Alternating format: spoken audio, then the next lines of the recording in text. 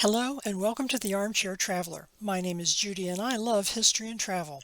If you're new here, I'm very glad to meet you.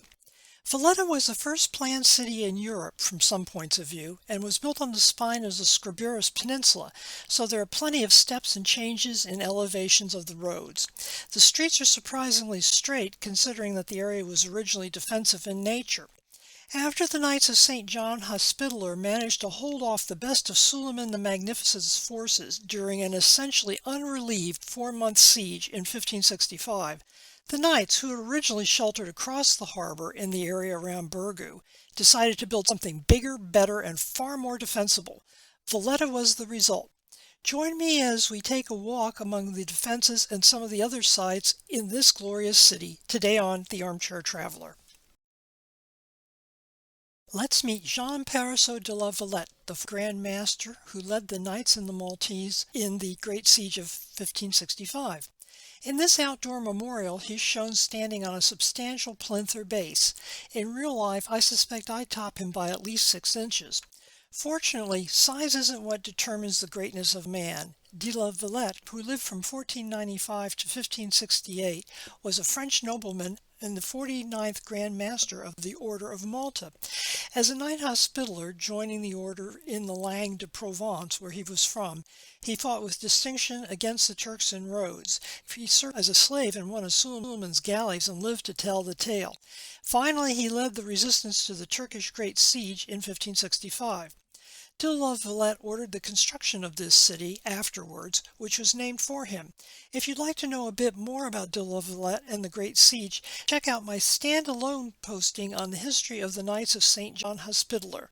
I'll put a link for it in the description box below. At the end of the Great Siege, the knights were exhausted, but money started pouring in from all over Europe because they had successfully defended Christendom, from their point of view at least, from the depredations of the Muslims. The knights were reasonably certain that although they had managed to hold off Suleiman's forces, it was a close-run thing and he probably would be back the next year. They had no idea that Suleiman would die in the coming year. They looked at their situation, thought about how the defense had played out during the hideous 4 months of the summer of 1565 and decided some improvements were necessary. The first thing they wanted to do was move out of their rather crowded and somewhat vulnerable quarters across the Grand Harbor and onto the Scriberras Peninsula, shown in this map. The city was protected at the northeastern end by a rebuilt Fort St. Elmo, and they built walls and guard towers with lookouts on the north and south shores of the peninsula, but there was still the landward side of the peninsula to worry about. They had good reason to suspect that Suleiman's forces next time might try to come at him from that direction. One of the first things they did was to dig a huge ditch clear across the peninsula and marked on this map in yellow. Excavating that ditch must have been a nightmare, but the knights were persistent and clever. The peninsula is basically just rock. The knights used the excavated rock to build towers and walls, as well as some of the buildings that we're going to see later on in the interior of the city. This is a protective breakwater or mole connected to Fort St. Elmo at the tip of the peninsula. You can see from this photo that the peninsula is composed mostly of rock and that the climb up even here from the harbor would have been a difficult one. This map comes courtesy of the Valletta City Tourist Agency. As you can see, the city proper, from the tip of Fort St. Elmo on the right end to a huge siege ditch, the area totals a mere 55 acres. Our walk is actually going to start at the cruise liner terminal, which you can see on the bottom, right above the word Valletta. Although the city proper sits quite high above the harbor, you can walk up from the docks, or if you don't want to walk, there's an enormous elevator called the Baraka lift that will, for a quite reasonable fee, speed you up to the first stop, the Upper Baraka Gardens, which has a fabulous view of the harbor, the Lascaris war rooms, and the saluting battery. These are just 2 of the million-dollar views you can get from a cruise ship if you're willing to get up early enough and to jostle with the hundreds of fellow travelers to get a prime spot on the bow of the ship. We have just gone past the mole and Fort St. Elmo. On the left, you can see the siege bell, which we'll talk about more in a minute. I think it's probably fair to write that it's a memorial to every siege these people have ever endured.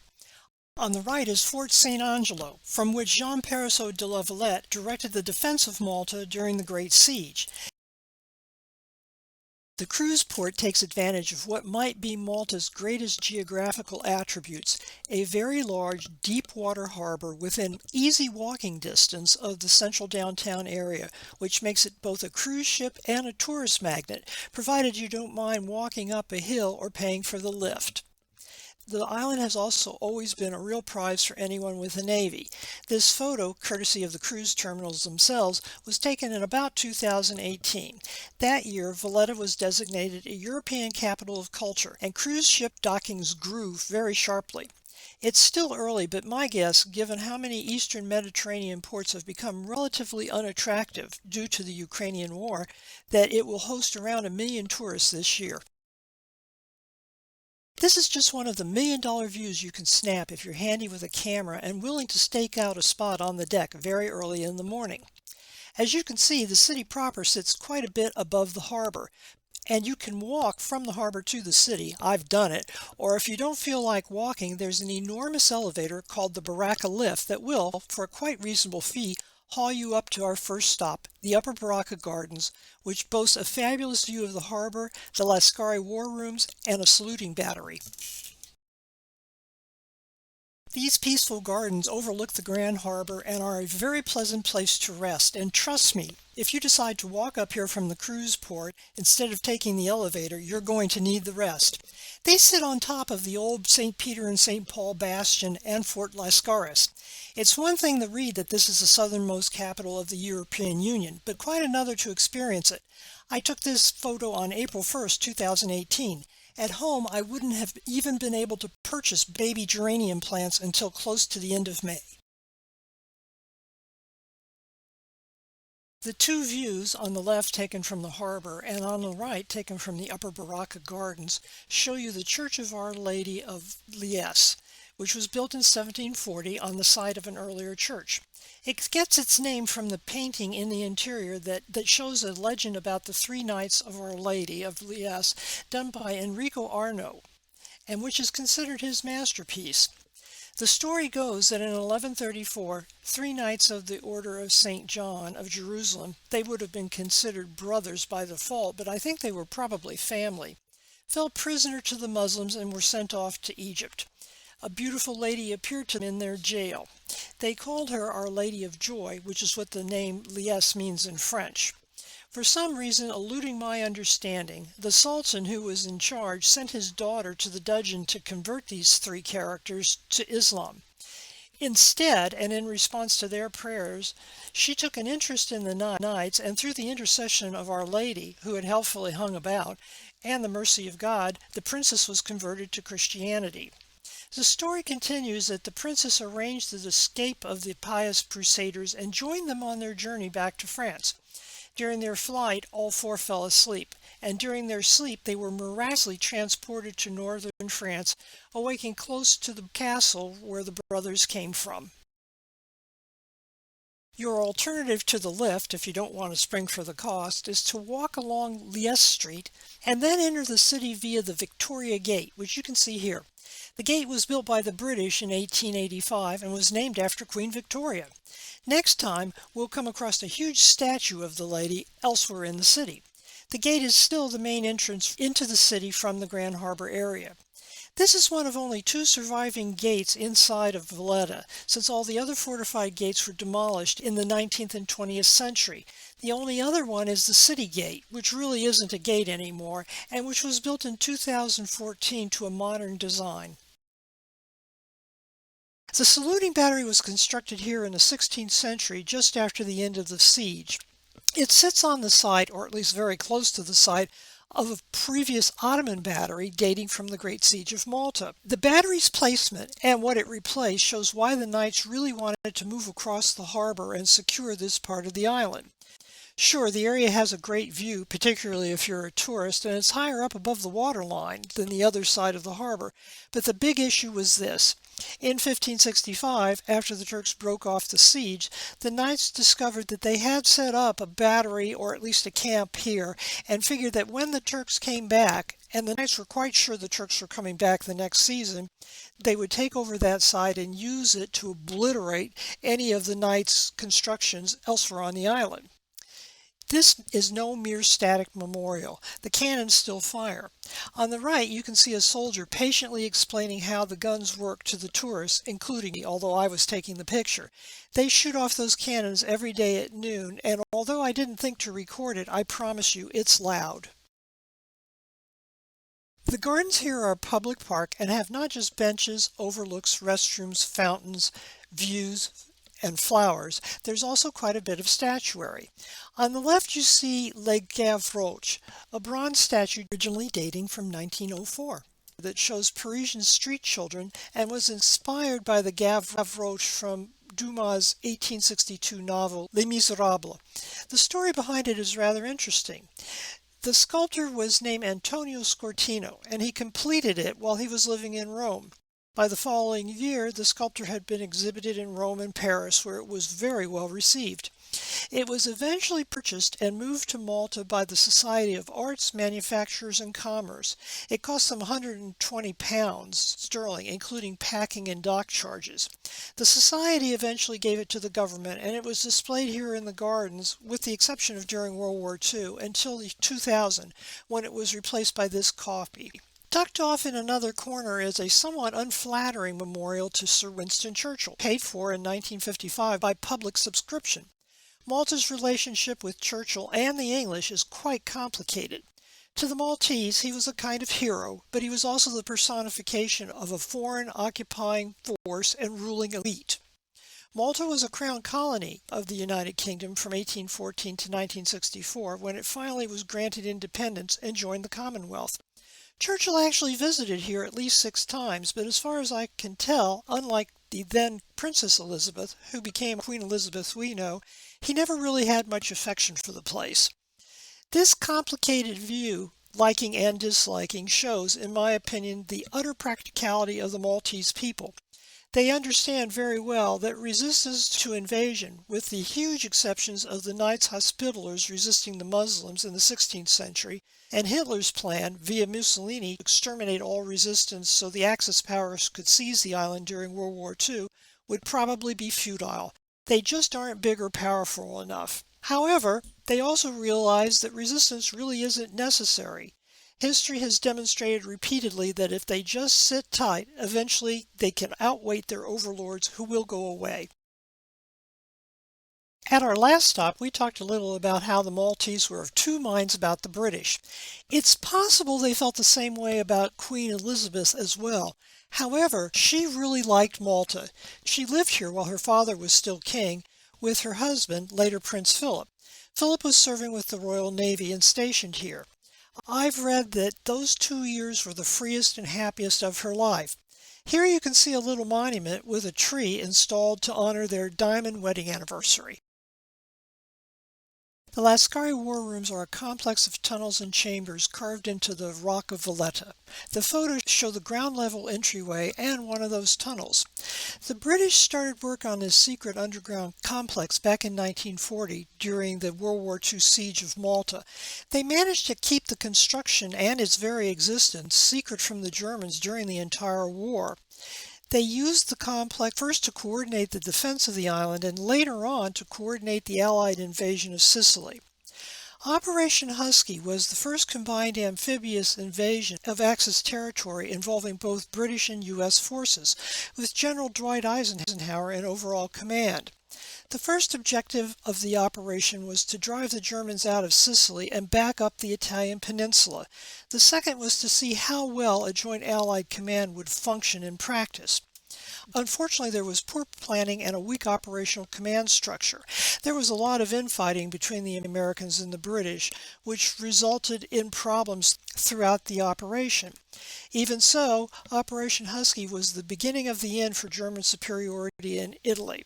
Even before the operations, the Italian forces had collapsed. Clearly, they'd had enough of fighting. Operation Husky was a primary factor contributing to Italy's surrender in September of 1943, the disposal of Benito Mussolini, and the country's subsequent shift inside to the Allies. The Germans didn't give it up willingly. They sent one of their best field marshals, a man named Kesselring. He managed to evacuate most of his men and material back to the Italian peninsula. On the left, you can see one small section of the Mediterranean map showing Sicily. The little things that look like rakes were used to show the position of ships and aircraft based on information supplied by field spotters, either by phone or by radio. Telephones were an essential part of the operation. On the right, on the top, you can see part of a PBX switchboard, and on the right bottom, tourists trying to photograph the maps. The Knights Hospitaller were organized into separate units called langues, which just means tongue or language. There were 8 of them, namely France, Auvergne, Provence, Aragon, Castile and Leon, Italy, Germany, and England. Each langue reflected the language that they spoke. Each of the langues had a home called an auberge. When the knights, after the end of the siege in 1565, moved across the harbor to what we now know as Valletta, they were fabulously wealthy and they needed new places to live. They also wanted nicer places to live. Sometimes, however, on reflection, a lang might decide that even though it had built a new auberge, it needed a bigger, glitzier establishment. The lang of Castile and Leon was one of these. The original auberge here in what is now Valletta dated from 1574. It was a one-story building.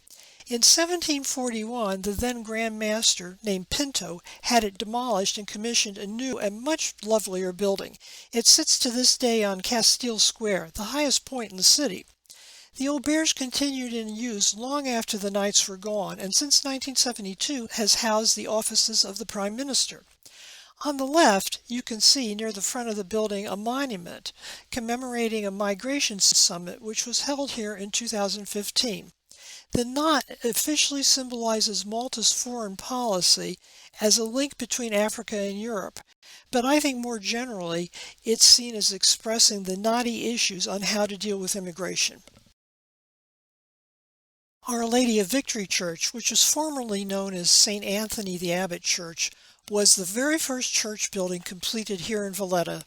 In 1566, following the Great Siege of Malta, then Grand Master Jean Perisseau de la Valette and his order built a church in the name of the Nativity of the Virgin as a form of thanksgiving.